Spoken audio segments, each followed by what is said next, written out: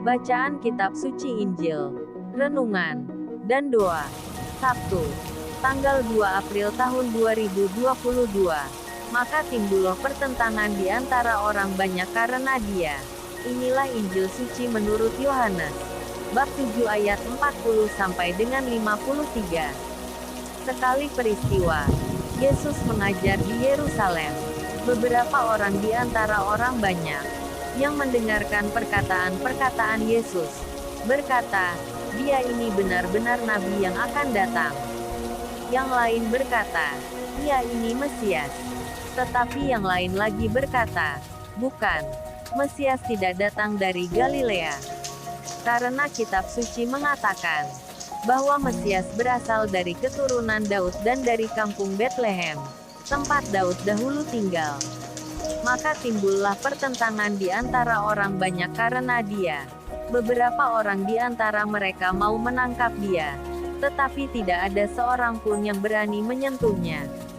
Maka penjaga-penjaga itu pergi kepada imam-imam kepala dan orang-orang Farisi, yang berkata kepada mereka, "Mengapa kamu tidak membawanya?"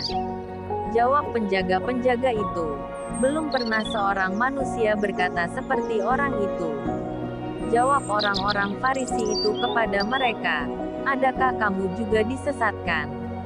Adakah seorang di antara pemimpin-pemimpin yang percaya kepadanya, atau seorang di antara orang-orang Farisi?"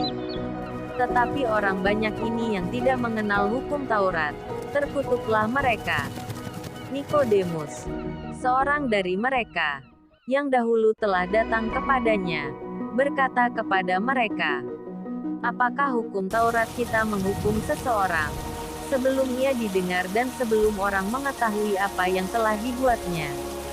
Jawab mereka, "Apakah engkau juga orang Galilea? Selidikilah kitab suci dan engkau akan tahu bahwa tidak ada nabi yang datang dari Galilea." Lalu mereka pulang, masing-masing ke rumahnya. Demikianlah sabda Tuhan. Renungan. Dalam bacaan Injil hari ini, kita masih mendengar perdebatan mengenai Tuhan Yesus sebagai Mesias. Tampaknya orang sulit menerima Tuhan Yesus berkaitan dengan keberadaannya yang berasal dari tempat tertentu, latar belakang dan kepercayaan mereka akan kitab suci Perjanjian Lama. Bahkan kitab suci pun menjadi penghalang orang Yahudi untuk percaya pada Tuhan Yesus, karena mereka terbelenggu oleh keyakinan mereka sendiri dan tidak mau terbuka pada pewartaan Tuhan Yesus. Orang-orang Farisi terkena oleh tindakan dan kata-kata Tuhan Yesus.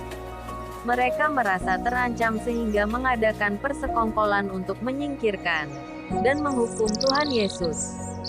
Namun Nikodemus, salah satu dari mereka dan pernah menemui Tuhan Yesus secara sembunyi-sembunyi, menahan keinginan mereka. Nikodemus rupanya menjadi salah satu orang yang membela Tuhan Yesus. Ia berani menyarankan agar Tuhan Yesus diberi kesempatan untuk membela perkaranya. Namun, tentu saja Allah Bapalah yang menjadi pembela utamanya. Umumnya tindakan baik akan memancing komentar positif, dan tindakan buruk memancing komentar negatif.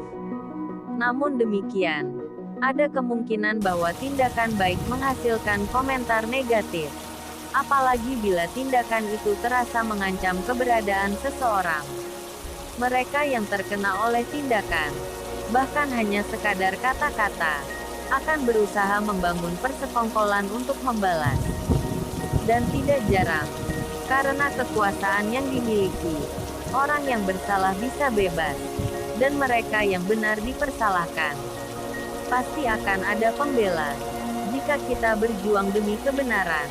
Dan satu hal yang pasti, bahwa Tuhan berada di pihak yang benar. Sebagai pengikut jalan Tuhan, sudah sepantasnya kita senantiasa hidup di jalan yang benar, jalan keselamatan yang Tuhan tunjukkan kepada kita. Sanggupkah kita berada bersama mereka yang benar, namun dipersalahkan? Marilah berdoa. Tuhan, utuslah Roh-Mu agar aku mampu menyuarakan kebenaran, dan mampu berkata jujur dan benar dalam segala hal. Amin. Salam kasih. RHPE Channel.